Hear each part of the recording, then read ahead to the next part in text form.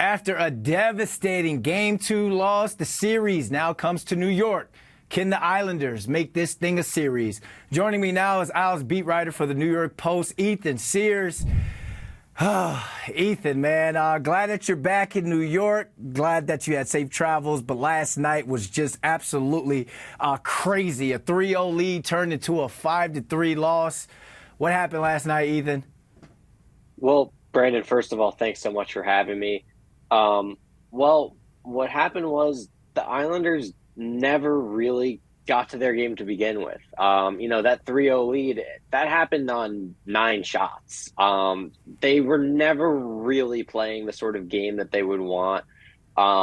They never really were able to sustain much possession.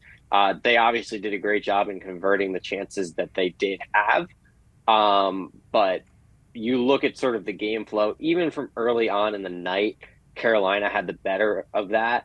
And then after it was 3-0, sort of any offensive push that was there from the Islanders just completely went to zero.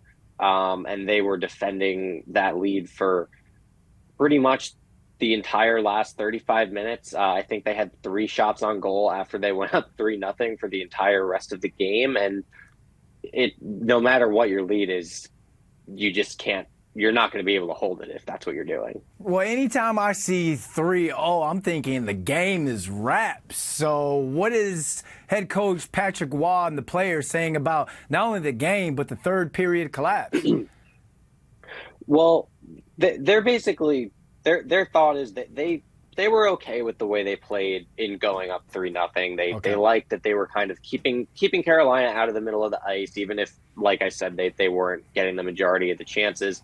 And they expected Carolina to have a push. I mean, that's what you expect when any team is down 3-0. But what they probably weren't ready for is just the relentlessness with which Carolina came. The crowd was bearing down on them, and the fact that they just were really never able to give themselves any kind of break, and especially after probably the 10-minute or so mark of the third period. I mean, they weren't really ever even able to get the puck down the ice and just get it clear. And you had shift after shift where guys were just out there for too long, weren't able to clear the zone. Guys got gassed, guys got tired. And as the game went on, you just saw that stack up more and more and more until finally the walls caved in. I want to follow up on what you said about Carolina being relentless. The Owls had 12 shots on goal for the entire game. How much of a concern is that? And how did Carolina just completely suffocate that Owls offense? Well, it's a huge concern, Brandon. It's really, really hard to win a playoff game if you have that level of offense, and especially in this second half of the game when they did essentially nothing.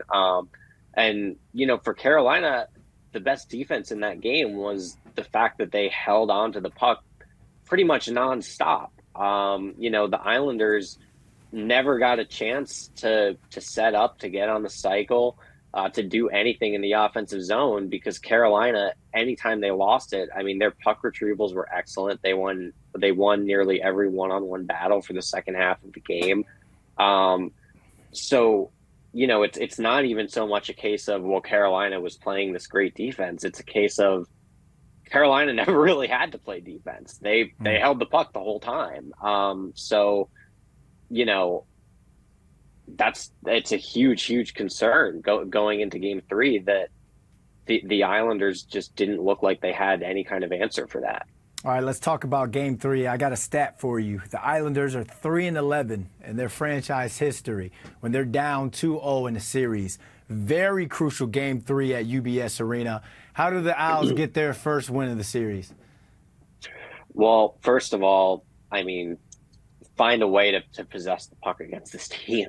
The Islanders don't have to be – they don't need to have, 60% of the chances or 70% of the chances the way Carolina did in Game 2.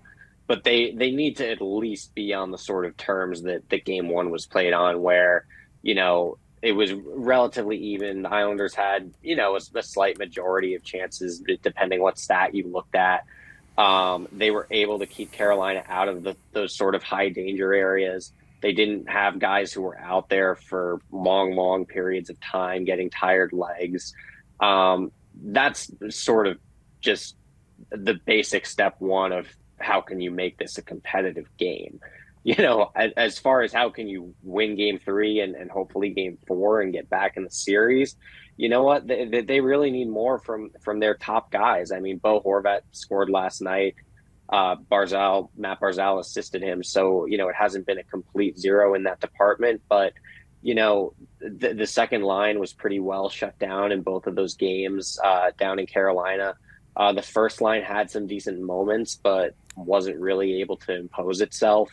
And you really want to see both of those lines, step up and play those sort of dominating shifts in the offensive zone that, that Carolina was able to have with all 4 of its lines, to be frank.